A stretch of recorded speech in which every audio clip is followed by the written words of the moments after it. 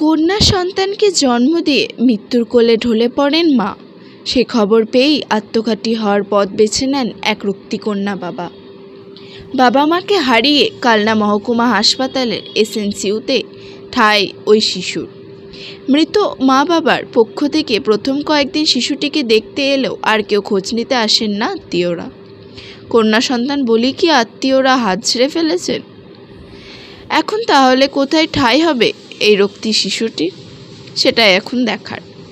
প্রসব যন্ত্রণা নিয়ে গত 26শে এপ্রিল কালনা মহকুমা হাসপাতালে ভর্তি হয়েছিলেন অন্তরা বিশ্বাস নামক এক বধূ। কন্যা সন্তানটিকে ভূমিষ্ঠ হওয়ার কয়েক ঘন্টা পরে মা অন্তরা বিশ্বাস মারা যান। শিশুটির মায়ের মৃত্যুর সংবাদ শুনে শিশুটির বাবাও আত্মহত্যার পথ বেছে নেয়। শিশুটি ভূমিষ্ঠ হবার পর গুরুতর অসুস্থ হয়ে পড়ে। কালনা হাসপাতালের ডাক্তাররা তাকে এসএনসিইউ ইউনিটে ভর্তি করে নেয়। তারপর থেকেই চিকিৎসক, নার্স, স্বাস্থ্যকর্মীদের সেবায় শিশুটি আস্তে আস্তে সুস্থ হয়ে ওঠে। শিশু কন্যা সন্তানটির বয়স এখন 1 মাস হতে চলল। এসএনসিইউ ইউনিটের নার্স, স্বাস্থ্যকর্মী, ডাক্তাররা এখন শিশুটির মা। মাতৃ স্নেহে অতি যত্নে 1 মাসের কন্যা সন্তানটিকে দেখভাল করেছেন। নার্সরা ভালোবেসে কন্যা সন্তানটির নাম দিয়েছেন কথা। এখন এসএনসিইউ ইউনিটের প্রতিটা স্টাফ, ডাক্তার এবং নার্সের চোখের মনি হয়ে উঠেছে। নার্সদের মন এখন ভারাক্রান্ত, কারণ বেশি দিন কথাকে তাদের কাছে রাখতে পারবেন না। কালনা হাসপাতাল কর্তৃপক্ষ জানান শিশু কন্যাটি রাখার জন্য একটি সেভ হোমে চেষ্টা করেছেন।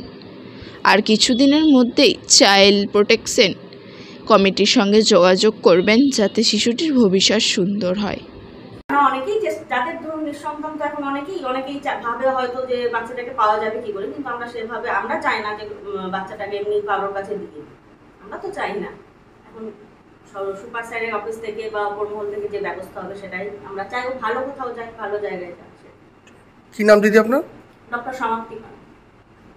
চাইবো যে ও ভালো জায়গায় আরও যাক, কারণ এখানে তো মানে আমরা রাখতে চাইলেও তো এখানে রাখা পসিবল নয়।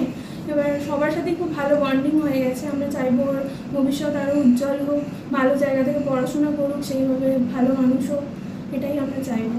তা ওর যে ধরুন যে ওর যে কাঁদছে, কেন কাঁদছে বা এগুলো আপনারা বুঝতে পারেন? হ্যাঁ, এখন তো মানে একটা বাচ্চাকে মানে মানুষ করার মতনই বলতে গেলে আমরাই এখন ওর ওখানে দেখাশোনা করছি। মানে আপনারা এখন ওর মা? হ্যাঁ, বলতে পারেন সেইভাবেই। এখন আমরাই ওর যখন কাঁদছে, কখন কি ওর কি প্রয়োজন বা খিদে পেয়েছে কি সেইভাবে বাচ্চাকে দেখে অ্যাসেস তো করতে পারছি। আর কখন কি লাগবে ওর মানে এখানে স্নান করানো, ঘুমানো, খাওয়ানো সব কিছুই আমরাই দেখাশোনা করছি বাচ্চা। তা ওকে যখন মানে কোনো জায়গায় দেওয়া হবে তো আপনাদের মন তো খারাপ হবে অবশ্যই। ওকে আমরা নামও দিয়েছি, এখানে কথা নামও দিয়েছি আমরা এখানে বাচ্চাটা। আর ওর তাকানোটা এতটাই মানে এমনভাবে তাকাবে মায়া ভরে চোখে, যে কেউ ওকে দেখলেই তার বাচ্চাটার প্রতি সে অ্যাট্রাক্টেড হয়ে যাবে। আপনার নাম? আমার নাম রমলা রক্ষী।